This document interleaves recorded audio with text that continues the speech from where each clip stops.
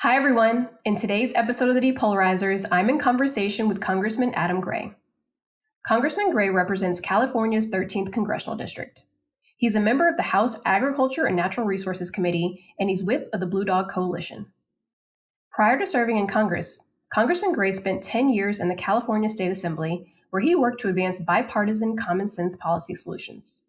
In Sacramento, Congressman Gray founded the California Problem Solvers Caucus and worked alongside his colleagues to establish a medical school program at UC Merced, build new water storage infrastructure, and improve water access for Central Valley farmers. In 2024, Congressman Gray won election to the U.S. House following the tightest race in the nation. He was the only Democrat to flip a seat in a district that voted for Donald Trump. Thanks for listening.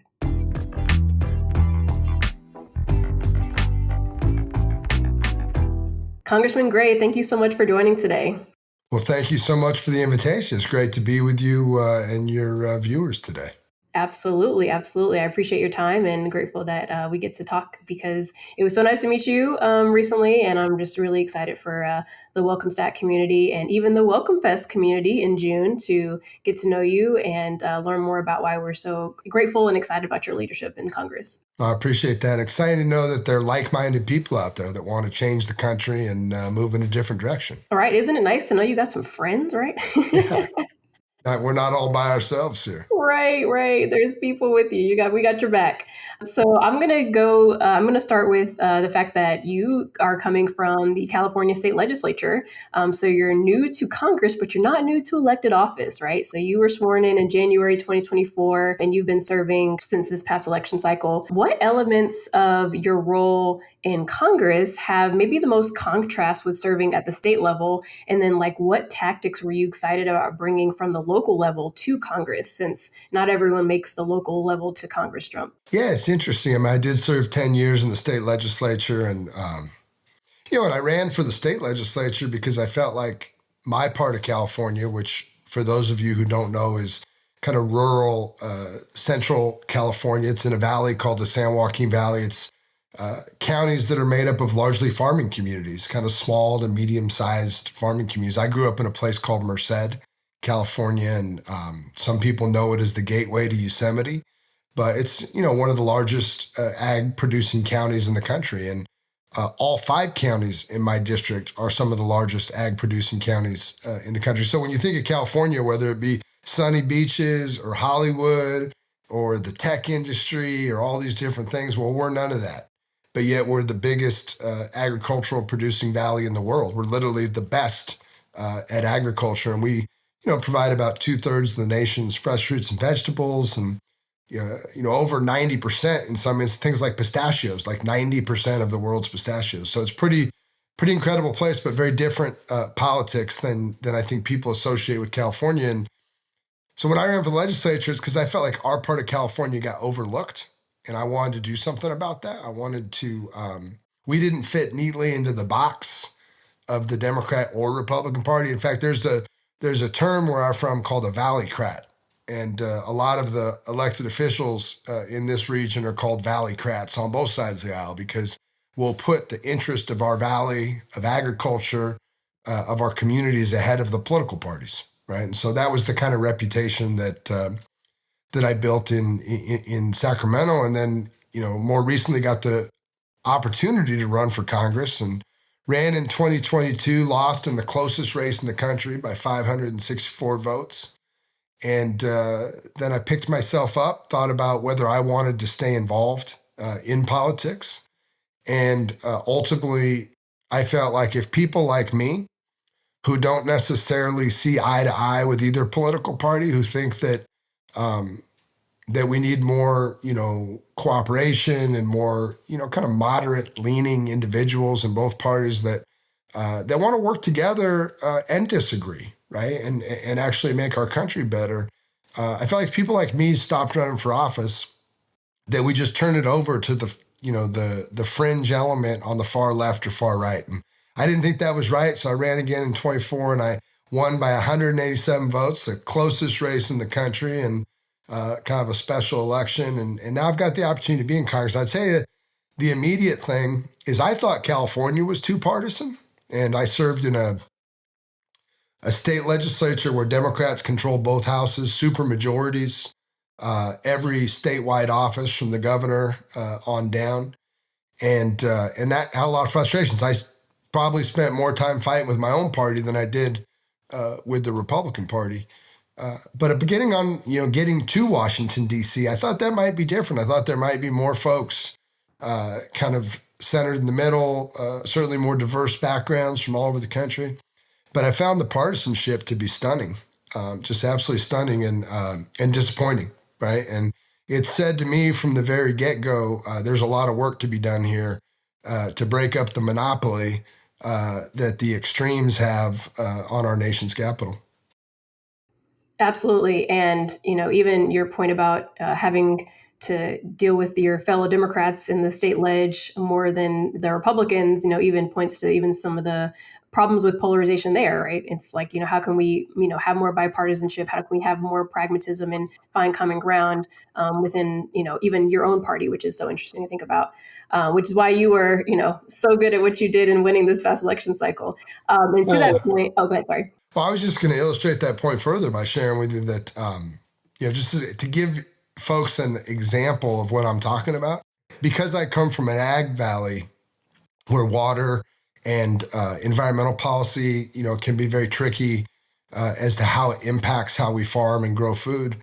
Um, I was, in some respects, even though I'm a Democrat, excited at the prospect of Republicans being in control of Congress, and I thought, well, maybe we can compromise on making water more available, getting rid of some of the most extreme environmental regulations that cause problems for farming, figuring out a way to streamline things, right? And so I was excited to get to Congress and reach across the aisle and work on those kind of issues. And last week, as I sat in the Natural Resources Committee, which deals with water issues and critical things as it relates to agriculture, we spent 7 hours on a stupid bill having to do with the Gulf of America. Right? This isn't serious people doing serious work. This is partisan nonsense. So just so people understand in a very concrete way what I'm talking about is the stunning partisanship that I've seen in Washington. Right. And even to your point about stunning partisanship, there is a federal problem solvers caucus, and you created a state level problem solvers caucus in the state legislature in California. Tell me about your response, because I've heard that it wasn't necessarily perceived as well as you may have anticipated it being received by your peers and even from your voters. And what effect on depolarization do you think that it had within that chamber? Well, I think having the problem solvers caucus in California has been really positive. We started it myself, a former Republican leader in the California Assembly who had gone independent, and he had won his seat as an independent. And then another of one of our colleagues who was a Republican from the coast, San Luis Obispo area. And funny enough, the Republican from the coast, for example, was more progressive on environmental issues than I was, this Democrat from the Central Valley, which kind of shows people that, like, depending on where you're from, your perspective on issues can be vastly different, right? And that creates interesting spaces for compromise and collaboration. And so, the three of us started that caucus. The Democratic leadership was against it. The Republican leadership was against it. We bucked both of them, and we actually started a caucus that grew over the time. I think there's over a dozen members now. And the caucus is still going today, even though the three of us have left the legislature. So I think it's a really key investment of our time to create a space where people can collaborate outside of kind of the pressures of the party leadership and use that bully pulpit to put good ideas out there and kind of put political peer pressure on our colleagues to do the right thing, right, on policy and to figure out how to reach, across the aisle and work together. And so, that's just was really critical work and really important, really proud of what we've done. And again, when I got to Washington, there's a problem solvers caucus in Washington, but they only let certain members in if, and the Democrats and Republicans both have to agree. So instead of being a caucus that wants to stand against the partisanship, it's just become a tool for people trying to get, I guess, reelected or something. So I've been very unimpressed with the effort at the federal level, even though I thought it was a really important effort at the state level. Yeah, yeah, and even your point about, interestingly, about the Republican who was from, I guess, the coastal area who is more, you said, more progressive than you on issues. Like, it is so interesting to think about how geography and fundamental values do affect someone's ideology. Because, I find myself all the time saying, like, I think I'm more conservative than some of these never Trump Republicans that are out there right now. Like, I'm pro-life and many of them pro-choice and things like that. That's not where I am on the issues there, right? So it's so interesting to think about how you can differ even from Republicans or Democrats on either side. This is how polarization existed in the past, which is interesting. And we talked about the history of polarization at the beginning of this podcast when we first started last year. But it is just funny to think about that. Even thinking about, reputation, speaking of polarization, reputation, California, obviously, reputation for being super progressive, yet you are a member and you serve as whip of the Blue Dogs Caucus, which I've heard also has some very much fondness from your voters, even in your district, in this particular district. So obviously, the Blue Dogs made up some of those most pragmatic, independent-minded Democrats in Congress. What inspired your decision to join the Blue Dogs, be a Blue Dog, be Blue Dog whip, and how does that reflect these values in your district? And what does the Blue Dog brand mean to voters in this district? Well, I think, well, first of all, one interesting kind of history or note about my district. In the last 30 years, I think this year marks the 30th anniversary of the Blue Dogs. 28 of those years, my district's been represented by a Blue Dog Democrat. So outside of the 2 years, this Republican congressman that I just beat, it's always been Blue Dog Democrats here since the inception of the group. And I think what that means is that, consistent with that term valleycrat of putting your district and the needs of your district ahead of any political party, I think that's been the tradition here. And for me, that's what the Blue Dogs stand for, right? The Blue Dogs aren't a group of Congress members that see eye to eye on every issue. In fact, I give you a perfect example. I represent an ag district that exports a lot of food all over the world. Like I said, one of the largest agricultural producing areas, in the country and the world. And one of my good friends and allies and colleagues, Jared Golden, who represents Maine, has a community that's more concerned about, some of the manufacturing base and the effect that free trade has had on that. So whereas I'm very anti-tariff, I think Jared's very pro-tariff, right? And that's okay, because what are we both doing? Well, we're representing the people and the interests of our constituents, right? And I think that's what Blue Dog, leadership is about in the Democratic Party is saying, hey, the singular most important influence on a member of Congress should be what the needs of their district are, and making sure that they're good advocates for those constituents. And unfortunately, the two-party system has done the opposite, right? It's create a situation where everybody's got some kind of ideological purity test. That means you got to fit yourself into a certain box to be part of our party. And frankly, we've seen these close margins in Congress for some time now. We've seen dysfunction. I think the party that's going to ultimately be able to punch through that and get a large majority and margin is the party that accepts diversity in its own ranks, right?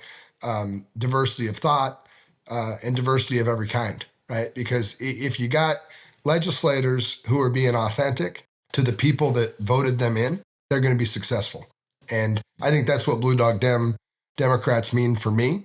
And I'm really proud to be the whip of the group and work with some really great independent thinking people who have the courage and the conviction to stand up for what's right for the people that voted them into office. Absolutely. Like, just the emphasis on place-based politics is, really, really important. And so I'm really grateful that you guys, continue to really espouse, like you said, the diversity and the authenticity within the party that is not necessarily just about, race or background or whatever, but actually about ideology and about different specific issues that matter a lot to people who elected you. And speaking of people who elected you, you are like the superstar 2024, my friend. Like, I had to double check this stat, but you are the only Democrat to flip a Trump district this past cycle. Like, first of all, clap it up for you, buddy.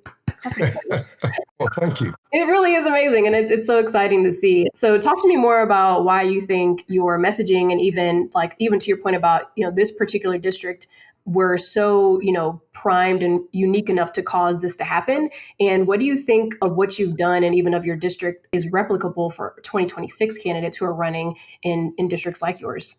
Well, I think, first and foremost, voters are looking for some type of authentic leadership, right? They're not necessarily interested or totally immersed in either party's, current image. I think they're asking the question, who's going to go to Washington and actually get things done? Who's going to make positive change and care about my needs? I think we forget that whether you elect a city councilman, a state assemblyman, a member of Congress, you elect somebody to make your life better, right? And, whether that's a city councilman working to build a new park in a community with neighbors that want that, or a member of Congress trying to make our infrastructure, our roads better around the country or deliver results. And I think instead, both parties just deliver rhetoric. But when the voters go looking for results, they can't find it. And I think during my time in the legislature, we talked a lot in the campaign about using the word work every time one of the political consultants wanted to use the word fight. Interesting. And I said, I don't want to see the word fight in my literature, in my speeches, in my commercials, because we don't elect people to fight for us. In fact, it's kind of juvenile to say, oh, I'm fighting for you. I'm fighting for that. I'm fighting. Well, how about you get to work and do something? How about that? How about when you come home from Washington or Sacramento, you show me the new road that's paved or built? Stop telling me about the amazing transition to a renewable energy economy and show me the electric vehicle chargers that you've built all over my district and my community. Show me where I can plug in and how my life is improved, right? And I think the political parties have really lost their way in that respect. And I think the fact that there's a bunch of voters in my district that essentially voted for a Democrat in Adam Gray and a Republican in Donald Trump, and they voted for both of us. Well, you got to ask yourself, what message were they sending? And I think the message they were sending is the status quo, we're unhappy with it. And we want somebody who we believe will work every day to make change. And whether you agree with Donald Trump or you don't, I certainly have quite a few things I find very concerning about this Trump administration. Most notably, the tariff war that is going to both impact the stock market nationally, but more importantly, here in my district, is really going to impact our ability to grow food and move it around the country and the world. But he certainly is working to do something every day, right? And I think the extent to which Democrats can take that last night. I remember I voted for an infrastructure act back in California. I was a critical vote on it. And every day for 3 years after the passage of that infrastructure act, I touched base with my county government about a road that we had funded that was really important to the community. Had monthly meetings. I got to know the guys on the crew that were building the road because I drove out there in my truck and introduced myself, told them I wanted regular updates. I want to know if this can get done, when it's going to get done. If you run any problems, call me. That's what people want. Right? Do some work. Ultimately make my life better. I just think voters are really looking for their elected leaders to make their lives better and engage in the important work and not the fight. Right? I think we've had way too much fight in our politics, and it doesn't accomplish anything. Right? Nobody's life is better at the end of the day, and I think voters are real tired of it. And I think we really do need to turn a new page in politics where we re-engage with what being in elected office really means, which is A, representing your district and being authentic to that place, not a political party or anybody else, and B, doing the work each and every day in a meaningful way and caring about the results, right? Not just the rhetoric, but actually delivering results, for the people that sent you there to do a job. Because in fact, that's what it is at the end of the day. It's a job. It's kind of a tricky thing because while I have, no beef with people who use fight rhetoric in their messaging, because, sometimes that is very personal for people. But I do sometimes think about, even your note about who's doing the work if you're out fighting. Because even if you think about some of the response to the Trump administration very early on, when people, Democrats in Congress particularly, were out like protesting and having these rallies at outside of, in Washington. And it's like, why are you not in your office doing, like literally work, right? And again, I understand the concept of, resistance and everything, but it is kind of like, you should be working, right? So anyway, say that to say, it is kind of funny to think about the contrast between a fighter and a worker, because I do think that they have different, connotations when voters think about, who's doing what and what was going to help them the most in this administration. Thinking about kind of like literally playing off of what you were just talking about, being authentic to your district and showing up where, voters want you to show up for them, in very specific ways, specific to your district and specific to the needs of the district. Why do you think it's important, even thinking about being a blue dog, for leaders in our party to behold and hold positions that may be distinct from or a direct contrast to progressive Democrats? Why does that affect the brand, and how does that affect the brand?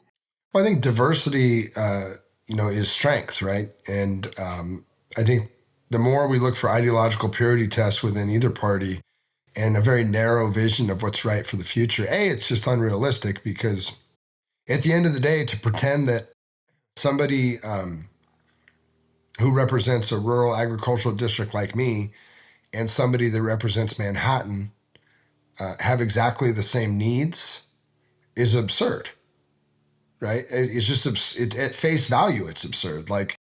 And neither political party probably has all the answers for those two communities, right? And so I think parties that accept diversity of thought and see it as a strength and which is what the country should be like when we all come together representing our different parts of this wonderful country. We all have a lot to learn from each other, and that's a good thing. Instead of trying to force everybody into a mold that they don't fit in. And I just think that's what you're seeing. And that's why you're seeing a lot of flip flopping in these, control of Congress and the Senate and everything else. And is that we're trying to make something fit that just, it's a square peg in a round hole. It just doesn't make sense.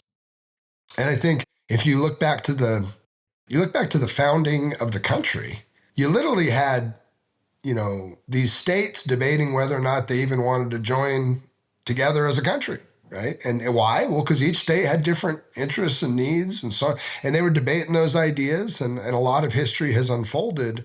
But somehow we've lost track of the fact that, we elect someone to go represent us in a government to make sure that that government keeps in mind our needs.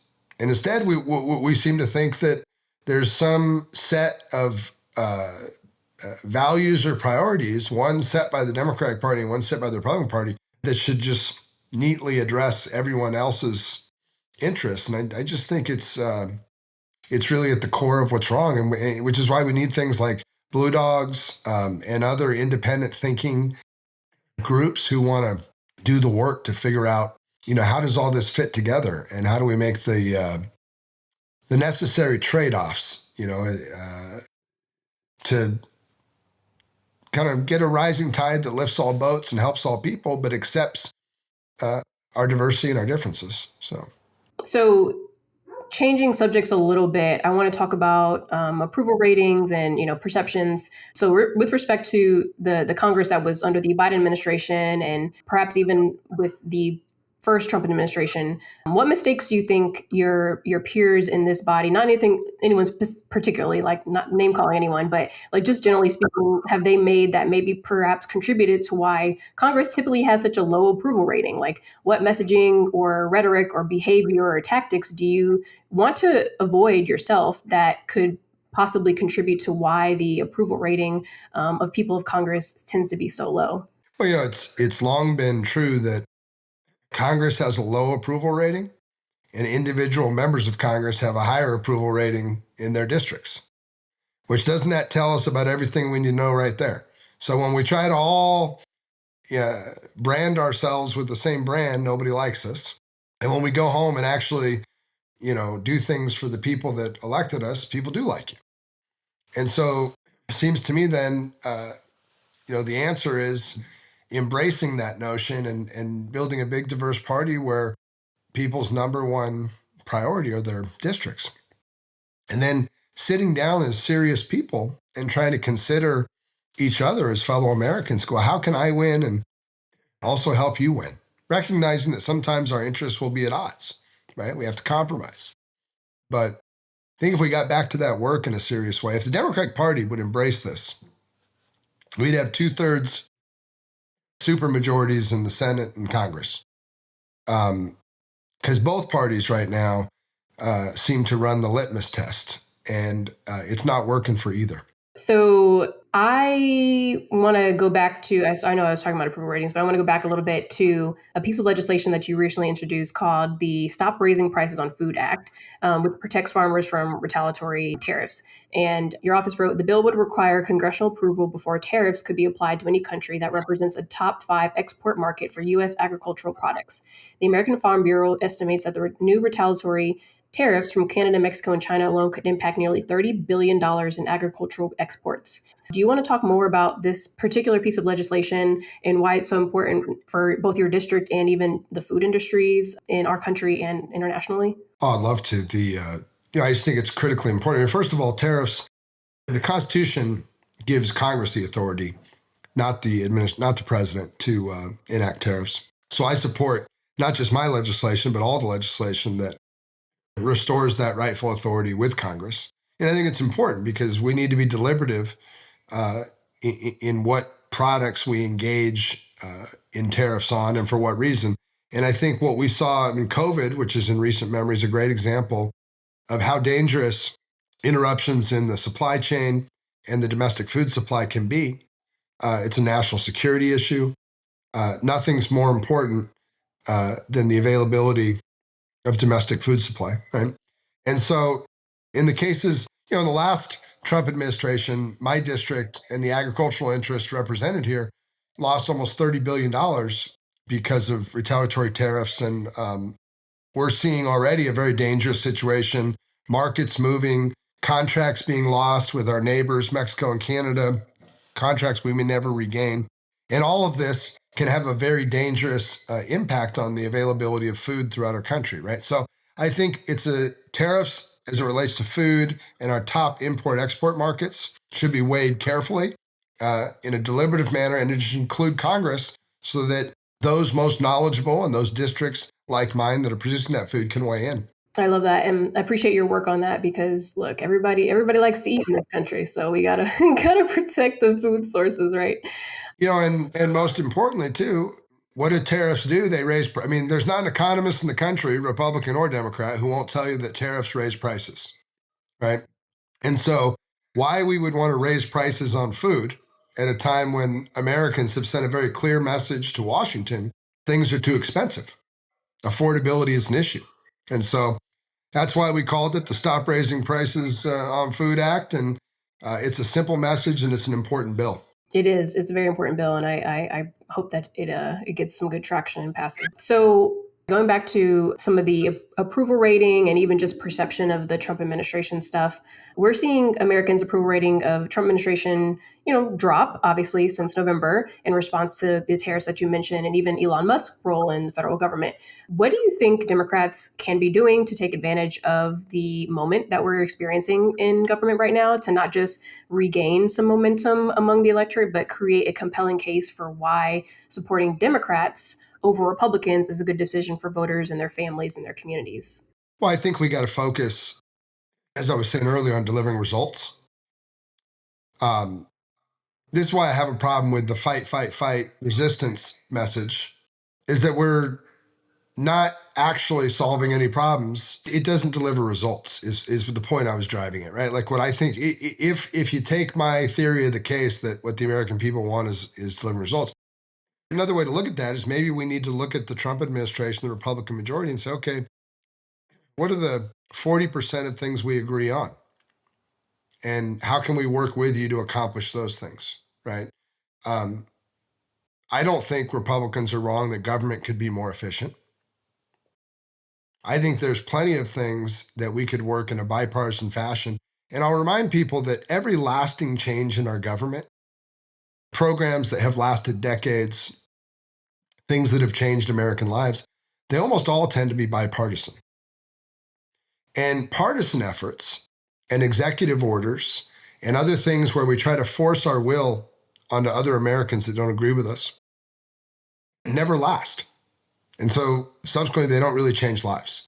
And so I guess, while I think it's important to voice our concerns on issues that we vehemently disagree with, I also think it's important to engage in productive dialogue in areas where we can in a bipartisan fashion, improve things.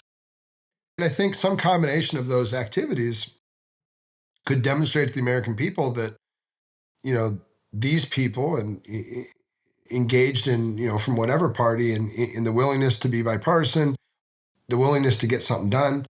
I think that's what people want. And I don't think one has to mean you can't do the other. You can vehemently disagree with somebody on plenty of things and still acknowledge, well, you have a point on this, and I'd like to work with you on that.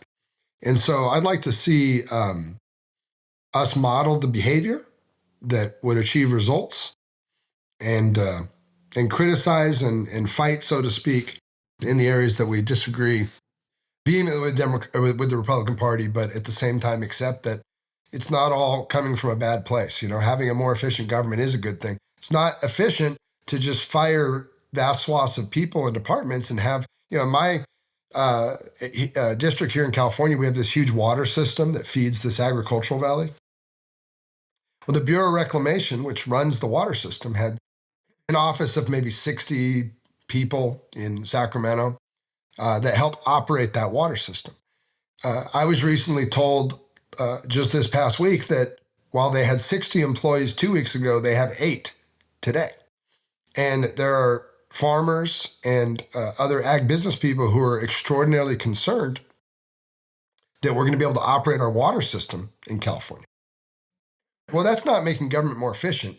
That's making government chaotic and putting people's lives at risk, right? So while I would be happy to lean in and help President Trump and anyone else who wants to find inefficiencies in government and do the work to improve those, I don't support just taking a blunt instrument to government almost in a vindictive fashion. And at the end of the day, we're cutting our nose off to spite our face. Oh, totally. Totally. Government efficiency is like probably at the top of voters' priorities, right? Is like the government, if it's going to exist, it needs to be, efficient and doing its job. And even to your point about, people not necessarily even considering government efficiency a priority even on the left, right? It's like, well, you're kind of disagreeing with all the millions of voters who wanted to have this be part of a platform, right? Obviously, again, the tactic and the approach used was not ideal, but it is what people want largely. But I think we should talk about it through the lens of actual, instead of defending bureaucracies in a sense, we should be talking about regular people, right? I mean, if what you call government efficiency is cutting overhead and personnel at Social Security, right? But what that ends up meaning in my life is that my mother is on hold for 5 hours to deal with her Social Security issue. That doesn't make my life better. And we all know that, whether you're a Democrat or a Republican. So I think we got to talk about things in very direct ways about, how does this impact your life and my life, right? And stop using all this government nonsense terminology. People just want to know, people want, shorter lines, better service, smoother roads, better schools. I think there's a lot we can agree on. Yeah, I've asked my friends in the abundance agenda part of the party. World. Guys, there you go, world. About what would have been good Doge, right? Because to be fair, a lot of abundance is about government efficiency and deregulation, and I spoke at the abundance conference last year. I was like, if everyone thought that government was as efficient as the Chick-fil-A drive-through line, they'd be so freaking stoked about it, right? But yet, obviously, it's not. And so, there's a parallel there. It could have been in an alternate universe a good Doge, right, where people are getting things done more efficiently and effectively in government. But alas, we ended up with Elon in charge. But speaking of again, some of the response to Trump and this administration, it's not Trump's Trump's approval rating isn't as high now as it was in November, obviously. And I was looking at some recent polling, I think from UMass Amherst, saying that people who voted for Trump weren't as regretful of their vote as people maybe talking about online. It said only 2% said they wish they'd voted differently. 26% say they have some concerns about their vote, but 53% still say they remain hopeful that President Trump will make decisions that are in the best interest of ordinary Americans first. And then they had a focus group of Pennsylvania swing voters, and 9 of the 13 people who voted for Biden in 2020 and Trump in 2024 still supported Trump. So Reed Galen, who published all this on his Substack, wrote alongside it, we can get these voters back if we do the work and have a plan to show them that Republicans are not on their side and there's an alternative, better option for them and their families. With voters like these, attacking Trump alone is more likely to drive them further into his arms than convincing them to peel away. So what's your initial reaction to some of this data, which is kind of, tracking with what you've even been talking about in this podcast? And what do you think leaders, particularly like the Blue Dogs, can do to lead the party and regaining some of this trust among voters and, having distinctive centrist vision and leadership so that people who are, maybe still Trump favorable can trust Democratic leadership and, continue to split their ticket for candidates like you running in elected office? Well, I think it really illustrates the point when Trump has cratered the stock market in your 401k, has pushed a budget proposal through Congress that looks to decimate your health care, and the price of eggs and food because of tariffs is getting higher by the day. The fact that voters say, hey, we're still going to give them a chance, says something about what voters think of the alternative, right? And what's the alternative? Well, the alternative is Democrats being in charge, right? And so if they're willing to lose all their money, have their food be more expensive and their health care be terrible before they're willing to vote for a Democrat, well, then we might want to, look in the mirror and ask ourselves why, right? And I think articulating a vision for how lines can be shorter, service can be better, food can be cheaper, lives, housing can be more attainable and affordable, right? That's, one of the things I thought was funny, the abundance movement, you recently had Gavin Newsom and Ezra Klein on the Newsom podcast. I don't know if some of the folks on here got to see that, but they were talking about the high-speed rail project and some of the different things and how CEQA has, created a lot of layers of problems in process and bureaucracy in California, the California Environmental Quality Act. And at one point, they even kind of joke about, well, you've done CEQA exemptions for building basketball arenas and different things in California. Why can't we do it for high-speed rail? If it, is having a clean, fast, great rail network in California, is that worthy? Is that enough of a public good that it's worthy of waiving some of the environmental and legal requirements that cause inordinate delays and costs skyrocketing? So they kind of joke about it on the podcast. But I mean, Gavin's still governor. He could, well, why don't we move on this, right? And so, I'm certainly interested about what our colleagues in the abundance world are saying. And I agree with a lot of what I'm reading and hearing. But I'll be more impressed when what I'm reading and hearing turns into action. Because again, where does the rubber meet the road on making my life better? Yeah, I think if I could speak for anyone in abundance, which I hesitate to do, but they're probably waiting for the elected officials to be like, okay, we're going to do abundance now, because they can't do it in their think tank position, really, right? So, but again, big fan of the abundance world and love my people there. So no shade there, I promise, no shade. No, there's really good. I mean, there's really good stuff being said, right? But and you're right, it's incumbent on some elected officials, and I know there's an abundance caucus starting in the U.S. Congress. I think I recently signed up to be supportive of it, but I want to see some action, right? And I bet you some of those folks do too. And I hope that we start to see some action across the country that's actually makes the necessary changes to streamline some of the bureaucracy and start to get the future we all want. Totally. Speaking of getting the future we all want, it's very possible, obviously, that Democrats can reclaim a House majority in 2026. But wondering, what lessons do you think that Democrats, particularly in the U.S. House, haven't learned yet from 2024, or maybe they have no intention of addressing ahead of 2026? And what lessons have you learned since you first took office that you feel like are relevant for 2026 candidates?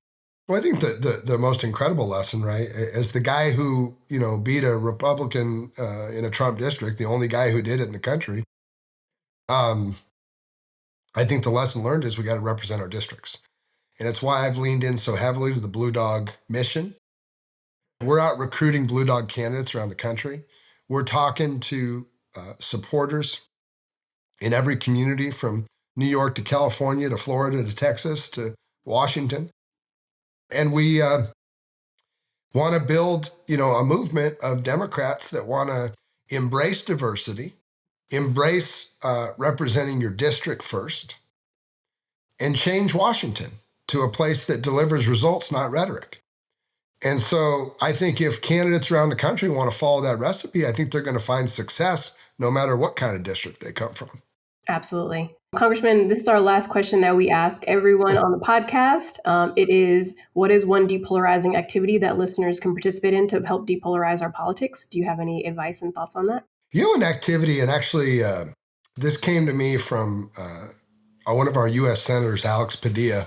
When I served with him in the state legislature, he was in the state senate. I'll never forget a conversation we had over dinner in my freshman year, where I was asking him where he got some of his ideas for creative legislation and different things. And he was educated at MIT and had kind of an interesting background for a politician, elected official.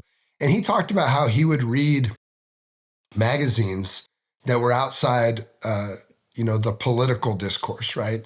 Things like Wired magazine or, various science and technology stuff and things that weren't bringing a political perspective, but just were talking about cutting edge innovation across a lot of different sectors, right? And that when you pick up and read those pieces and learn about what's going on in the world, a lot of innovative ideas and how that translates into public policy that can make the world a better place come to fruition. So I guess what I would say is a great depolarizing activity is read some abnormal publications, get outside of your box. Don't just watch the same news stations, watch some interesting documentaries or things about things that maybe you didn't even know you were interested in. And I think as we expand our minds and have a more diverse set of interests and we learn a diverse set of information, I think a lot of good can happen. Yeah, I mean, even in that, I think most people who are committed to being lifelong learners are more open-minded, generally speaking. So to your point about, looking at other things that you don't typically consume and taking in information, you might say oh, well, I guess that is a cool idea. Traditional status quo is not the best route to take here. So I love it. And I'm grateful for your time here, Congressman. Thank you again for serving, for leading, and just for being you and being awesome. Well, it was really fun. Appreciate the work you've put into getting the message out here and opening up a conversation with a lot of people. And it's just really great to be on the show. Absolutely. And we'll see you June 4th for Welcome Fest. Thank you.